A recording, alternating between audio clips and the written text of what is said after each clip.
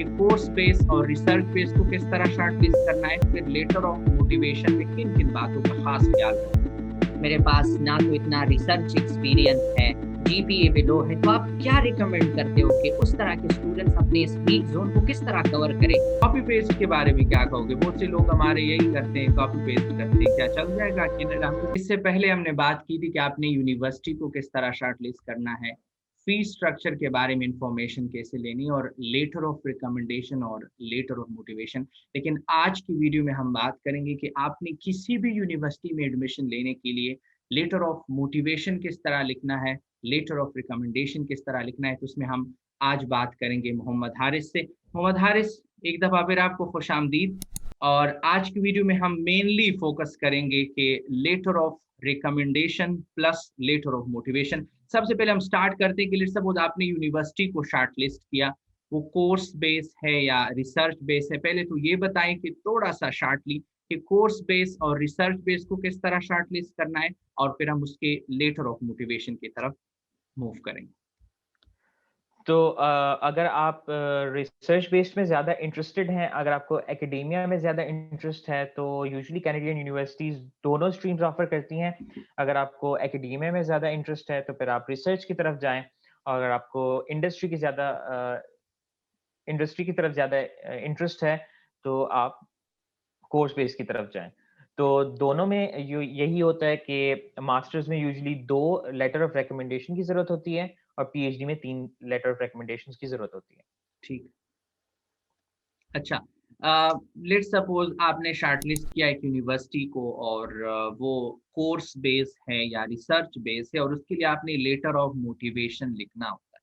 तो letter of motivation लिखने से पहले बैकग्राउंड में किस तरह रिसर्च करना चाहिए, और फिर लेटर ऑफ मोटिवेशन में किन किन बातों का खास ख्याल रखना चाहिए? तो लेटर ऑफ मोटिवेशन या स्टेटमेंट ऑफ इंटरेस्ट या रिसर्च स्टेटमेंट या स्टेटमेंट ऑफ पर्पस, ये सब एक ही कैटेगरी में आती हैं। इनमें थोड़ा-थोड़ा सा फ़र्क होता है। तो अगर आप कोर्स बेस की तरफ जाते हैं, तो यूजुअली स्टेटमेंट ऑफ इंटरेस्ट माँगी जाती है।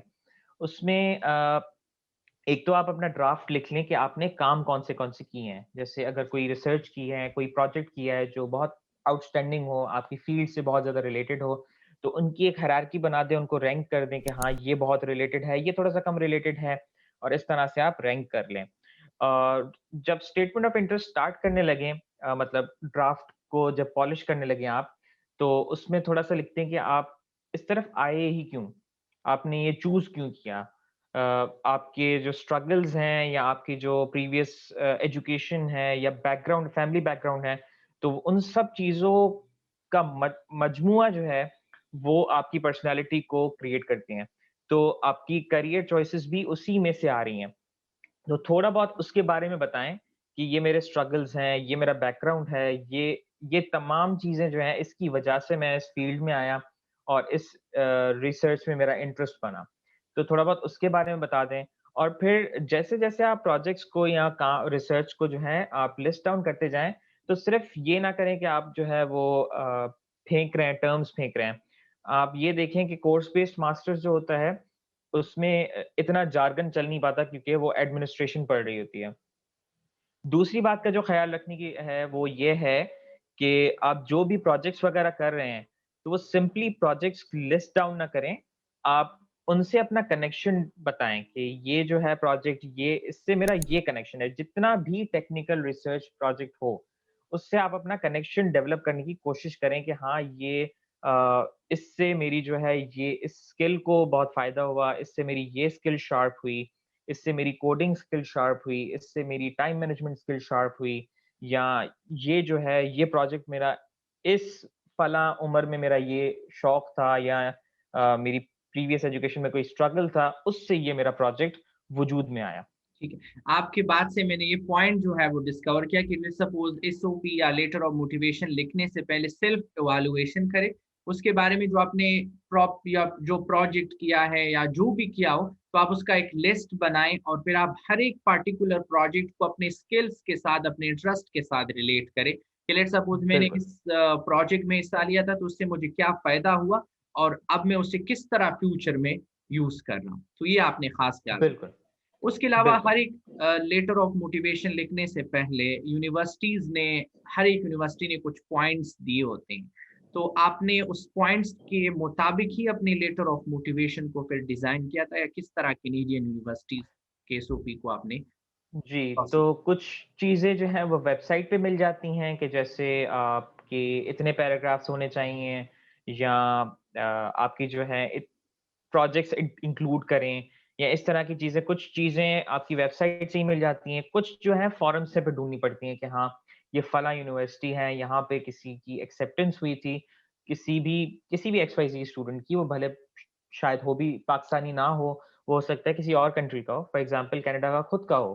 जी, तो जी। उसने इस तरह से एसओपी लिखी थी, वो सैंपल भी मिल जाते हैं, तो उनको पढ़ें ज़रूर। अच्छा, कि अच्छा, इसने ठीक है। किस तरह से स्ट्रक्चर किया है, फॉर्मेट किस तरह का है, इंट्रोडक्शन लिखी, फिर बॉडी में किस तरह से ट्रांज़िशन हुई, फिर किस तरह से वो उसने कंक्लूड किया। तो ये तमाम चीज़ें जो हैं वो उसी तरह रखें, अपने वर्ड्स में, अपने एक्सपीरियंस को जो है वो उसमें किसी तरह से फिट करें। ठीक है। बहुत से स्टूडेंट्स हारिस भाई ये वीडियो देख रहे होंगे और उसके माइंड में एक बात चल रही होगी कि मेरे पास ना तो इतना रिसर्च एक्सपीरियंस है, जीपीए भी लो है, तो आप क्या रिकमेंड करते हो कि उस तरह के स्टूडेंट्स अपने इस वीक ज़ोन को किस तरह कवर करें? मीन्स जी, तो ज़रूरी नहीं है कि रिसर्च हो। मैं जब अप्लाई कर रहा था तो मेरे पास एक भी पब्लिकेशन नहीं थी। मेरा कोई भी उस वक़्त उस टाइम पे मेरी कोई रिसर्च वर्क ख़ास नहीं था। लेकिन यूजुअली सेमेस्टर के प्रोजेक्ट्स होते हैं। जी, कि जी। जैसे कोई भी छोटा-सा प्रोजेक्ट हो गया जैसे इमेज प्रोसेसिंग का कोई प्रोजेक्ट हो गया या कुछ भी छोटा-सा बिल्कुल कोई बहुत मीडियोकर सा प्रोजेक्ट भी हो गया, लेकिन उसको भी इस तरह से हाइलाइट करें, उसमें से कोई सोसाइटी का कोई ऐसा पहलू निकालें कि हाँ, ये इस जगह पे यूज़ हो सकता है और ये वजह जो है बनाने की वो ये है कि मेरे साथ ये ज़िंदगी में कोई स्ट्रगल हुआ था, उसकी वजह से मेरे अंदर ये शौक पैदा हुआ कि मैं इस तरह का प्रोजेक्ट करूँ। ठीक तो इस तरह का अगर आप रिलेशन डेवलप कर लेते हैं, तो फिर आपकी एसओपी जो है वो अच्छी हो जाएगी। ठीक है। इसके अलावा बहुत से ऐसे लोग होंगे जिनके पास वॉलंटियर एक्सपीरियंस हो, उसने कुछ एक्स्ट्रा करिकुलम किया हो, तो इनका कितना रोल होता है कैनेडियन एडमिशन में और उसको किस तरह वो एडजस्ट करे अपने एसओपीज़ में इन जनरल? हुँ, हुँ। तो वॉलंटियर एक्टिविटीज़ जो हैं, उनको भी आप प्रोजेक्ट्स की तरह ट्रीट करें कि अगर वो किसी आपके करियर से रिलेटेड हैं, तो बहुत अच्छा है। अगर नहीं है, तो उसको किसी तरह अपनी स्किल सेट से जो है वो जस्टिफाई करें कि हाँ, ये मैंने काम किया था, इससे मुझे टाइम मैनेजमेंट की स्किल्स मिली। ये मैंने काम किया, इससे मुझे लीडरशिप की स्किल्स मिली और मैं ये लीडरशिप की स्किल्स जो हैं, वो मैं आगे चल के अपने मास्टर्स में यूज़ करूँगा। ठीक तो इस तरह से अपनी स्किल सेट को जस्टिफाई करें उन वॉलंटरी एक्सपीरियंसेस से। ठीक है। बहुत से ऐसे स्टूडेंट्स भी होंगे आरिस भाई जो फील्ड स्विच करना चाहते हैं, मैनेजमेंट में जाना चाहते हैं, तो आप उससे यही रिकमेंड करोगे जो आपके बैकग्राउंड वॉलंटियर एक्टिविटीज़ या आपकी लीडरशिप एक्टिविटीज़ हैं, तो आप उसी को लिंक करें toward that programme in which you are applying तो आपके एसओपीज़ पे अच्छा एक इम्पैक्ट पड़ेगा इससे। बिल्कुल, बिल्कुल। कॉपी पेस्ट के बारे में क्या कहोगे? बहुत से लोग हमारे यही करते हैं, कॉपी पेस्ट करते हैं, क्या चल जाएगा कनाडा में भी? पूरे-पूरे पैराग्राफ्स तो नहीं, बिल्कुल भी नहीं। I won't recommend that. आप खुद लिखें हाँ, लेकिन थोड़े-थोड़े जो फ्रेजेज़ होते हैं, बहुत अच्छे-अच्छे से फ्रेजेज़ होते हैं या जैसे my interest stemmed from these struggles तो इस तरह के अगर छोटे-छोटे फ्रेजेज़ हों, वो किस तरह से आप फिट कर दें, तो वो ठीक है। लेकिन पूरे-पूरे पैराग्राफ्स आप कॉपी पेस्ट ना करें, अपने खुद से लिखें। और फिर किसी से प्रूफ रीडिंग करवाएँ और थिसॉरस बेशक यूज़ करें, लेकिन इतना ज़्यादा यूज़ ना करें कि वो वर्ड जो है वो फिट ही ना हो रहे हों। तो कॉपी पेस्ट का आई वोंट रिकमेंड दैट। ठीक है, कि उनके मेन जो रोल है अच्छी-अच्छी जो यूनिवर्सिटीज़ है थ्रू आउट अ ग्लोब वो मेनली एडमिशन जो ऑफ़र करते हैं, वो लेटर ऑफ मोटिवेशन की बिहाफ़ पे ही करते हैं। इसके अलावा हारिस भाई क्वेश्चन जो मेरे माइंड में आया कि जो कोर्स बेस्ड प्रोग्राम होते हैं, क्या उसमें लास्ट सेमेस्टर में आपको थीसिस नहीं करना होगा या जस्ट कोर्सेज़ ही आपने पढ़ने होंगे? क्या डिफरेंस है तो between course and research based programme? तो जैसे मैं मिकमास्टर में पढ़ रहा हूँ, तो वहाँ पे अगर आप रिसर्च बेस्ड में हैं, तो आपके पहले सेमेस्टर से ही कुछ रिसर्च वर्क शुरू हो जाएगा ठीक और है, टुवर्ड्स द एंड जो है आपको थीसिस एक डिफेंड करना होगा। ठीक, लेकिन हमारे पास इस तरह से कोर्स बेस्ड में आप अगर चाहें, तो रिसर्च वर्क कर सकते हैं और आखिर में टुवर्ड्स द एंड आपको थीसिस तो डिफेंड नहीं करना होगा, लेकिन आपका एक प्रोजेक्ट कोर्स होगा और आपको एक प्रेजेंटेशन देनी होगी। 3 मिनट थीसिस के नाम से वो प्रेजेंटेशन होती है। आपको 3 मिनट्स में आपको वो डिफेंड करनी होगी, आपको थीसिस लिखनी नहीं होगी और आपकी पब्लिकेशंस भी ज़रूरी नहीं है। और अगर आप चाहते हैं कि आप ना करें वो प्रोजेक्ट कोर्स, तो फिर आप सिंपली कोई और कोर्स कर लें और वो भी आपकी ग्रेजुएशन में काम आ जाएगा। ठीक है। अगर कोई चाह रहा है कि लेट्स सपोज़ उसका एडमिशन कोर्स वर्क में हुआ है और उनके बाद भी वो थीसिस करना चाहे, तो कर सकता है कि नहीं? इसका मुझे एग्ज़ैक्टली आइडिया नहीं है, लेकिन स्विचिंग का कुछ ऑप्शन ज़रूर होता है। ठीक, ठीक। इसके ये तो तमाम पॉइंट्स हुए letter of motivation. Letter of motivation से रिलेटेड कोई बात अगर आप ऐड करना चाहो तो, उसके बाद हम लेटर ऑफ रिकमेंडेशन की तरफ जाते हाँ, लेटर ऑफ मोटिवेशन या स्टेटमेंट में जो है आप कोशिश करें कि लास्ट मिनट ये ना डेवलप हुई हो। मैं दोबारा यही कहूँगा कि डेडलाइन से बहुत पहले शुरू करते हैं। बहुत सारे लोग होते हैं जो बहुत एक्स्ट्राऑर्डिनरी होते हैं, वो 10 दिन में भी कर लेते हैं ये चीज़। लेकिन ऑन एवरेज 1 डेढ़ महीना जो है वो सिर्फ़ और सिर्फ़ स्टेटमेंट पे ही लगाएँ और इसको रोज़ बैठ के पढ़ें या अल्टरनेट डेज़ पे बैठ के पढ़ें और इसको पॉलिश करते रहें। कोई ना कोई आखिर में भी आपको गलती मिल जाएगी, उसको भी इम्प्रूव करें। तो ये बिल्कुल एंड टाइम पे ना करें, बहुत पहले से ये शुरू कर दें काम। ठीक है। एक एक्स्ट्रा क्वेश्चन है, जो रिसर्च बेस्ड स्टूडेंट है उसके साथ मेरे ख्याल में लेटर ऑफ मोटिवेशन के साथ उसे रिसर्च प्रपोज़ल भी चाहिए होगा, या वो तो कुछ आइडिया सो है?